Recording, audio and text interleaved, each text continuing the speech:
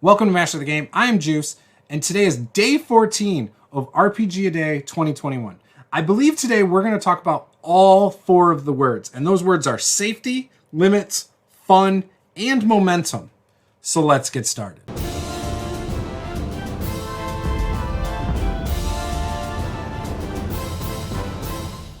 If this is your first time here, be sure to smash that subscribe button. We're going to be talking about RPGs all month long, every single day. So you need to hit subscribe so you can see all of our videos every day. You're not going to want to miss it. We're going to have to tell fun stories. We're going to talk about different prompts and how they inspire me. We're going to offer you tips. We're going to talk about live plays. We're going to talk about mechanics, all of this stuff. We've already talked about a lot of this stuff, and we're going to continue. So if this sounds like something you're interested in, smash that subscribe button. So today we're going to talk about safety, limits, fun, and momentum. So in order for you to have the most fun at the table, I think it's important to have safety rules in place. And I think it's also important to know and understand your players' limits. And momentum, while related to this, is also a separate topic. So we're going to get into that in a little bit. But again, in order to have the most fun, in session 0, you should be talking about some of your safety tools. Now, I highly recommend checking out Monty Cook's Consent in Gaming. It talks about lines, veils, hard and soft limits. And again, I think that you can use that to tell the type of story that your players are comfortable with. If you know your party is not cool with, violence against children, then don't include that. If you know your party isn't cool with, sexual assault, don't include that. Or sexual harassment, again, don't include it. Very important, very simple things to avoid for the betterment of the table. Now, again, safety tools can include things like an X card. I tend to have a chat open in Zoom where I let players communicate with me during a game. I try to see them as quickly as they post it. A lot of times I'm doing other things, but if somebody were to say in my Zoom chat that only we can see as players or DM, and they can also send it directly, then they say, hey, I'm really uncomfortable with this. I will do whatever it takes to shift away from that. Now, again, up front, your players should all know each other's limits. And, it doesn't mean you have to talk about it. You can create a Google Doc that's open to all of them to write in it, and then you let them do that up until the first session, and then you review it at the start of the session. You just say, all right, guys, here's the things that are off limits. Boom, boom, boom. Whatever anybody put there, it's all anonymous. You just say, look, this is it. Plain and simple. These are things that will not be in this game. And if they are, and if you bring it into the game, we are going to have a talk about it.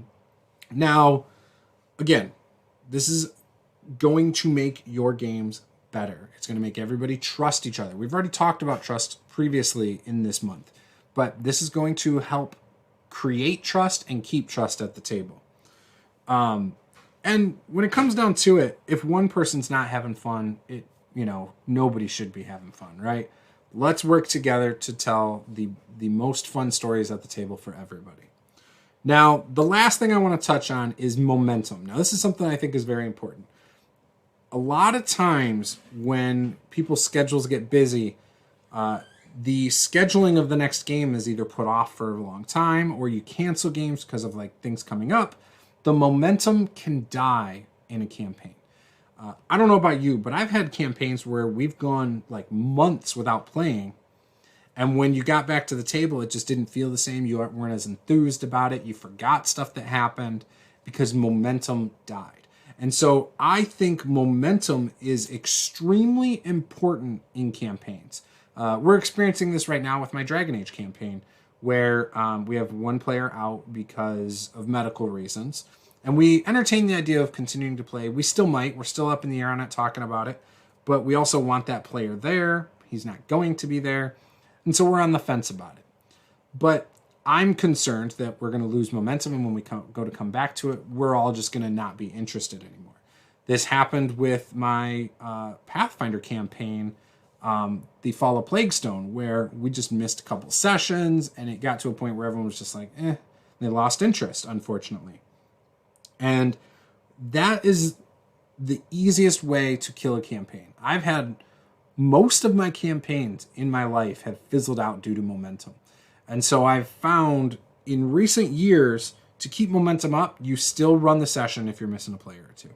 As long as most of the group is there, you should still run the session. There are circumstances where you'll still decide to wait, but I think it's a very important thing to keep the campaign going. You keep playing and you push through in those moments where somebody can't play.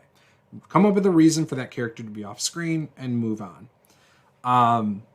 So again, those are all things, though, that I think should come up in session 0. You know, tell the players in session 0, hey, if this many people are not here, we're still going to play because we don't want to lose momentum for this reason.